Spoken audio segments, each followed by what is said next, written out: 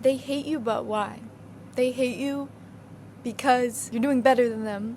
And it's hard for me to, I guess, really put this to use. I'm a bit of a hypocrite because I usually let people fuck me over, and I'm always like, oh, they don't mean to do that. Most of them mean to do that. They're not doing this with the pure intention of, oh, I'm doing this because I want them to better themselves. No. When you're doing your best, you're going to have the most haters in your life. You're going to have the people that are going to say you're doing something wrong, or they're going to say that you're avoiding something or ignoring something, or what you're doing is not your right path, or they're going to put a lot of their own projection onto you, and you can't let that ever get to you because there's so many people like that. And I bet even you might be guilty of it at least once or twice, being very jealous over something and trying to put your own thoughts to it so it can make you feel better. And I was thinking of personal experiences for this. And when I was in school, there was this one girl. She was very smart, and on every single test, she did better than me, right? And I didn't even do bad. I did mediocre, and she would always hype it up. She'd always be like, oh my gosh, you're so smart. But she would get 20 points higher than me. Oh my gosh, you're so smart. You're so good. Oh my god, you're whatever, right? Very praising. Oh my gosh, yes, just, which is fine. They're my friend. Be supportive, right? But then I got a good score the next time. I got a better score than her. By 2 points better than her. It was the first time ever I did better than her. She was not happy. And that's when you know you need to pick and choose your friends wisely, because some of your friends actually hate your guts secretly. Even they might not know it, but they hate you. They genuinely do not want you happy, or they don't want you to succeed. Especially if it's higher than their success. They do not want you to succeed. And friends like that really tear you down your whole life. If you keep that in your life, you're going to go down a negative path, because your support system is the people that are tearing you down. So where else are you supposed to get support, right? If those are supposed to be your friends, what are you supposed to do in that situation, right? But I had this thing when I was really much younger, and I posted, and whenever I got these 1 or 2 hate comments, which is bound to happen. You're bound to get hate no matter what you're doing. If you're putting yourself out there, you're gonna get hate no matter what. You could be the most sweetest person. No matter what, someone's gonna find a problem with you or your ideas or your whatever. Your face, you're gonna find a problem. Even if you are 10 out of 10, you're gonna have a problem, right? But when I was 12 years old, I posted, I'm not gonna say on which app, because maybe they'd ban me, because I was 12. But I posted, and within 10 minutes, I got, I think, 2 hate comments. Mind you, I didn't even get a lot of comments on it. It was barely viewed, right? But I got 2 hate comments, and I immediately took that shit down. I took it down. I just deleted the post. Because I was just I don't know, I couldn't handle it. I don't know why it hit me so much back then. Maybe because you're younger and more, you're looking for that appreciation, that praise, and then you don't get it. It can really fuck with your head, right? So I deleted it instantly. But it makes me think, if I post and someone hates on it, even if they hate on you, I just should never delete it. You know what I mean? It has potential no matter what. Obviously, I was 12, and the post was But even then, I should still be allowed to express myself without having always that in the back of my mind, oh, what if someone doesn't like this? Who gives a fuck if someone doesn't like my shit? Who gives a fuck if someone doesn't like me? I don't give a fuck. I actually really like comments now, because they actually, I don't know, they make me more, I guess it makes me believe that life is more real because of the diverse amount of people and opinions there are, because there could be the nicest comment, and then right under that will be the meanest comment, right?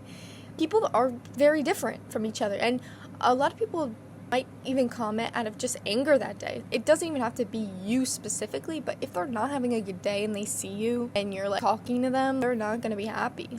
No one would. Even I give an attitude that I'm not feeling well, and someone's trying to talk to me, even if they're trying to help me, sometimes I give an attitude. And that's just human behavior. You get all defensive, especially if you are already in that vulnerable state. You immediately go to offensive over whatever you think.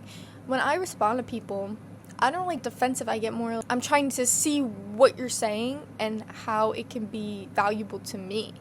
I take it as feedback. But some of the comments, I'm okay, well, that's not really feedback. No, you're just jabbing me, right? There's a difference between criticism, hate, and just straight up, someone commented I think someone commented, fuck you, and I was just what exactly do you want me to take from that? At least say why fuck me, what I do. You could, if you described it or explained it in bigger detail, I could actually take something from it. But if you just say fuck you, then I can't really do anything for you, right? The conversation's over. But I think a lot of us also stop our growth. We also very much self-sabotage. Once you're doing decent or well, you get scared because it's like change, right? This is the version of you right now in present day. And when you're doing well in something, it changes the possibility of your future, which makes sense. Obviously, everything will change your future. But you don't really want that, even though you do want that. The familiarity feeling is much more important to you than that success or that dream role or that dream position or that ideal self. Your ideal self is less comfortable, less reliable, less like you can't really make it tangible, so you don't really want to even look into the uncertainty of it. So you want to stay in your own little familiarity bubble, which is why people stick to bad habits and why people do not open themselves up or do not take on a role that's really important. Sorry, I need to shut up. I remember, oh my god, I keep saying, I remember I got a job somewhere. I really wanted a job, right? I finally got it, right? I was talking to my friends. I was like, oh, I'm sending an application. I'm doing all this. I was like, I'm gonna get it. And I'm gonna be so happy when I get it. And I got it. And I was really happy. But then I was just like, the change of it. What I do every day, I'm not going to be doing that every day because I'm going to have a new set of responsibilities and priorities above that. And that idea of change, even though that change would be good because, hey, you're making money, you're speaking to people, you're working a certain way, you have a purpose. A part of me was just like, no, I can't do it. I shouldn't take this role. Finding an excuse to not take this role that I really wanted, which is like, why are you trying to do that? Or even plans with people. There'll be plans. I'm so excited about it. It gets to that day. For some reason, something hits me, and I'm like, I don't want to do it. I don't want to go anymore. And I remember I did that a while ago, and my mom was like, just go for like an hour, and if it's really bad, just call me, or they can take you back home. It's fine. You're okay. You're not gonna die here. And I last minute was like, I'll just thug it out. I had like, the best time ever. I certainly enjoyed myself. And it just goes to show I was more scared of a change in my scene. Hanging out with people isn't very normal for me. I don't know. I don't seek it as much as many people do. I could go months without talking to people and then be fine to hang out, right? I just don't know why it's like hanging out, big scene change or a new mission I must fulfill. I'm so excited every time I get to hang out with people. I have the privilege to hang out with them, right? That's what I always tell myself. Like, you should be grateful that there are people that you can hang out with. But then it gets to the day and I'm just like, the idea of changing my scene around me. I'm not going to be in the same place at this time. I'm not going to be eating the same food as this time. I'm not going to be doing the same thing as this time. I don't know why, but that unknown. It's like, again, it's just the unknown. I don't know what's going to happen at this hangout. Especially if we're going somewhere that's not a house, then I'm even more scared because I'm like, oh no, what if this happens? Or what if I need to do this? Or what if this... I just overthink and make excuses for why I shouldn't do something that would make me happy doing it. Same thing with making these videos. First it was more like diary based, and then I saw I had actual people watching, and I got nervous. And I was kind of like telling myself, like, no, you shouldn't make one, you shouldn't make a video. Stop. You should just stop. It's too much changing. You should just stop. But like, this is the only thing that's been keeping me, I guess, sane and alive. Wow, that's intense, sorry. But really, it's the only thing that I look forward to, and only way I can get my feelings out in a way that's not hurtful towards me or towards anyone. So it's just the fact that I want to get better, but it feels like whenever I did get better or do get better, it feels like more people start to hate me. So, and this even comes with family. I was overweight when I was in my freshman year. And I was really unhappy during that time. I looked very different, presented myself very differently. I was very quiet, very reserved, if no one's talking to me, I shouldn't be talking. I don't know, I was just, middle school me was made fun of a lot. So freshman year me was not very excited for high school, especially after COVID season. It was just a really big mess for me. And I didn't have a therapist at the time either. I didn't get a therapist till 16, which is insane because of how much I needed one. But when I was overweight, no one wanted me to get help for it. I would tell people about it. I eat really bad, and I'm not active, and all this stuff. Like, tell my parents about it. They brush it off. And then I remember when I lost weight for the first time, was the first time people started to be weird towards me, if that makes sense. When I lost a decent amount of weight. But this is like before, so sophomore year, I was finally the normal weight, right?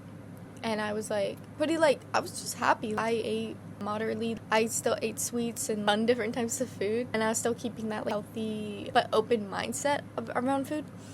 And during that time, my parents were not very happy about it. I don't know if it's because of change. They're scared of that change. But it rubbed me the wrong way because I'm becoming a healthier, better version of me, happier. I'm so happy. And when I'm so happy, it seems like more people aren't rooting for me anymore. Or they now are looking at me with concern. People that didn't care about me in the first place are looking at me with concern. You didn't look at me that way when I was on the edge of killing myself or in the act of that. You didn't say anything about that. But when I start smiling more, when I start being more energetic, suddenly it's like a concern. Oh, what are you doing? I wonder what she's up to. I wonder what she's trying to do. Why is she acting like that? Is she trying to hide something? And I think that in turn made me want to feed into harmful behaviors, because if I went down a role, I don't know how to describe this. If I'm getting concern for my happiest, I wanted the concern for my worst. Even though I never got that, I wanted people to notice it, to the point where I would eat less and I would cancel on plans. I would spend all my time studying and being less energetic, less happy. And especially at home, I was really tired. You could just tell by the look at me, I was tired all the time. And that's when people actually started to care more. Not hate, obviously, but people started to care more when this was happening. But no matter what, whenever I was at my peak, whenever I was my happiest, I think I had the most people that didn't want that for me. And that's sad, especially family or friends. You didn't want me to be happy. That's just the genuine. You saw that I was getting happier than you, so you decide to flip it on me and say I have a problem when I don't. And then that in turn made me get more problems. Because it's like, if everyone says I have a problem, I will believe it. If everyone hates on me, I believed it at the time. Like, I would just immediately blindly be like, oh, you're right. I must be messed up. There's something wrong with me. And then things started to be wrong with me because I wanted to feed into it. And it's also like a subconscious thing. And the more negativity in your life, the more negative you're going to feel. The more unhappy you feel with your life, the more unhappy you're going to be and feel in general. And you're going to do acts that are bad and make you a worse person, because you're stuck in that loop of these people think I'm bad, so I might as well just be bad. These people think I do this, so I might as well just do it, and feed into what they think. And then they're they're right. They find out, oh my gosh, I'm right. I knew it. I knew something was wrong with you. And then what? Do you want me to get better? Do you want me to be happy with my life? Because it doesn't seem like it. And I don't even know what I'm doing. I don't know what I'm doing anymore.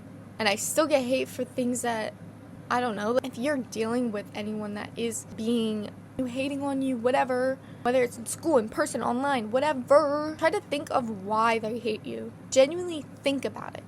Does this person know you that well? If they do, what about you can make them hate you? Does that say something about them? If they don't know you, why are they hating you in the first place? Are they bored? Do they want your reaction? Should I give that reaction? No, you shouldn't give people reactions. Because guess what? They know it affects you. They love it. They love when it gets to you. Because they know that you're going to go down the hole. You're going to get worse and worse, because they know that you're going to be worse than them, and they'll feel great. They feel great when they're higher than you. I would say if someone is hating on you, it means you might be doing something well. Not always. I will say not always, obviously. But especially if you've done nothing wrong and you're happy and you're content and they're hating on you, or they don't know you and they're hating on you, that's specifically the thing that bothers me. Because it's like, you don't know this person, yet you're taking the time out of your day to tear someone down because you want to feel something, right? You want to feel that. I think you should tear yourself down. No, I'm kidding. Don't do that. I view haters not necessarily as haters. I just view them as people. I always look at people through more introspective lenses. If someone's treating me a certain way, I will try to find the reason for it. I'm that type of person. If you looked at me a certain way, or you spoke to me even a certain way, I'm gonna be overthinking that. Why did she do that? Did I say something? Or did she believe something I said that I didn't say? Or did someone tell her something? Or was there something on my face? Did I have a booger? wait, I don't know. I want to think through different possibilities it could be. Also, I just don't want to believe that people are bad. Humans are bad. I don't want to believe that. I know a lot of people say humans are naturally bad. I think humans are naturally selfish. I think that's so true. We love talk. But bad? I don't think we're naturally bad. I think there's a lot put into childhood that will affect you later on in your life to make you who you are today. And I think a lot of things will not change. I believe in rehabilitation, but it's to a certain degree of like, if this person had such a bad childhood that it affects their subconscious, it's going to be ingrained in them forever. Just like how people have depression, ADHD, or anxiety. That was built on earlier in your life. You can't just get rid of it. Yeah, it's obviously settle it down a little, maybe some therapists, but I've never met someone that was 100% cured from any of that because it was all ingrained in your brain. Same thing with people that either have those bad intentions or bad thoughts about others. It was ingrained to them early on in their life, so it's hard for you to rehabilitate them because it is almost like it is mental disorder because you're stuck with those thoughts and those feelings and that aggression that it's hard to believe that there is a cure for that. There could be people that are scared to do it again because they're scared of consequences. That could definitely influence it, but I don't think they'd ever fully recover from it. Your brain will always think that, and that's my take. So overall, if you want to do good in life, just know you're just going to have to deal with a lot of hate, a lot of envy, jealousy, and passive aggressiveness. People hate people that do well. So try to keep that in mind whenever you do something and someone is attacking you for it. Just keep doing it. What are they going to do? So, yeah. Thank you.